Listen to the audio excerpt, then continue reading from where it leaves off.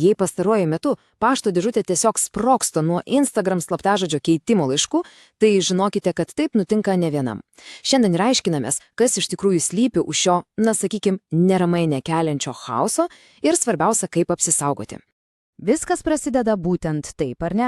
Vienas po kito plūsta elektroniniai laiškai iš Instagramo. Visi su slaptažodžio atkūrimo nuorodomis, nors patys to visai neprašėte.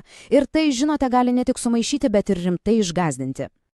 O mastas, patikėkit, tikrai nemažas. Štai, vienas vartotojas rašo, jau gavau 14 per 48 valandas. Taigi, akivaizdu, kad tai ne koks pavienis incidentas, o koordinuota ir labai plačiai paplitusi problema. Gerai, tai kas čia vyksta iš tikrųjų? Svarbiausia, ką reikia suprasti, tai ne kažkokia ten sistemos klaida ar sutrikimas, ne. Tai yra tikslinė, gerai suplanuota ataka, kurią vykdo piktvalyšiai. Ir pašto dėžutės bombarduojamos tikrai neatsitiktinai. Viso šito chaoso šaknys, jos slypi viename milžiniškame skaičiuje – 17,5 milijono.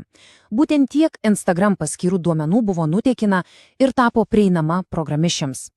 Ir šis duomenų nutekėjimas dabar ir yra pagrindinis dabartinių atakų variklis. Taigi, kokie konkrečiai duomenys buvo paviešinti? Deja, tai gerokai daugiau nei vien tik vartotojų vardai. Nutekėjo elektroninio pašto adresai, telefono numeriai ir netgi, įsivaizduokite, fiziniai adresai. Tai ypač jautri asmeninė informacija. Kaip mes iki to priejome? Viskas panašu prasidėjo dar 2024-aisiais nuo galimos API saugumo spragos. API, paprastai tariant, yra tarsi skaitmeniniai vartai, kurie leidžia programėlėms bendrauti. Panašu, kad šie vartai buvo palikti neužrakinti. Tada, jau šių metų pradžioje, programišius forume Breach Forums tiesiog ėmė ir paviešino visą duomenų bazę. Ir vos po kelių valandų prasidėjo masinės atakos, kurias dabar jaučia milijonai. Kad geriau suprastume mastą, pabandykim palyginti skaičius. 17,5 milijono paveiktų vartotojų skamba milžiniškai, tačiau tai tik lašas jūroje, palyginus su visais Instagram vartotojais, kurių yra per 2 milijardus. Būtent dėl šio neįtikėtino populiarumo platforma ir yra toks patrauklus ir nuolatinis taikinys kibernetiniams nusikaltėliams. O dabar, ko gero, pats įdomumas. Kaip nusikaltėliai gali panaudoti visą šitą informaciją? Elektroninio pašto adresai ir telefonų numeriai yra aukso kasykla sudėtingoms phishing atakoms, tai yra apgaulingiams laiškams, kuriais bandoma išviliuoti dar daugiau duomenų.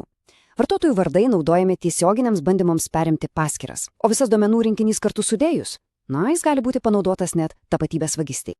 Bet, žinote, yra ir gerų žinių. Nors situacija atrodo gana grėsminga, šios atakos greičiausiai bus nesėkmingos, jeigu paskyroje įdiegtas vienas esminis apsaugos elementas. Jis gali, tiesiog apversti visą žaidimą aukštyn kojomis. Ta stebuklinga apsauga, apie kurią kalbu, tai 2 veiksmių autentifikavimas, arba tiesiog 2FA. Iš esmės, tai yra papildomas saugumo lygmuo. Kai jungiatės prie paskyros, be slaptažodžio, dar reikia įvesti ir laikinio kodą, kuris atsiunčiamas į telefoną. Paprasta, bet neįtikinamai veiksminga. Pagalvokim, koks tas skirtumas praktiškai. Be 2FA programišiai sužinojo slaptažodį, žaidimas baigtas, paskyra yra perimta. O su 2FA, net ir turėdamas slaptažodį, programišius tiesiog negali prisijungti, nes neturi to kodo, kuris yra tik jūsų įrenginyje. Jis tiesiog atsitrenkia į sieną. Gerai, tai ką daryti?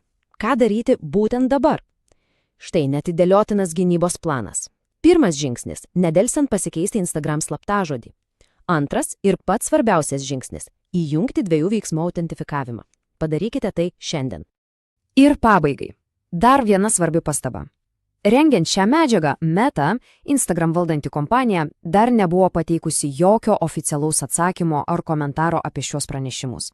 Tai tik dar kartą pabrėžia, kaip svarbu patiems imtis veiksmų savo saugumui užtikrinti.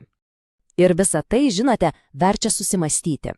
Pasaulyje, kur duomenų nutekėjimai tapo, beveik kasdienybė, galbūt asmeninis budrumas ir proaktyvūs veiksmai tampa pačia galingiausia mūsų gynybos linija.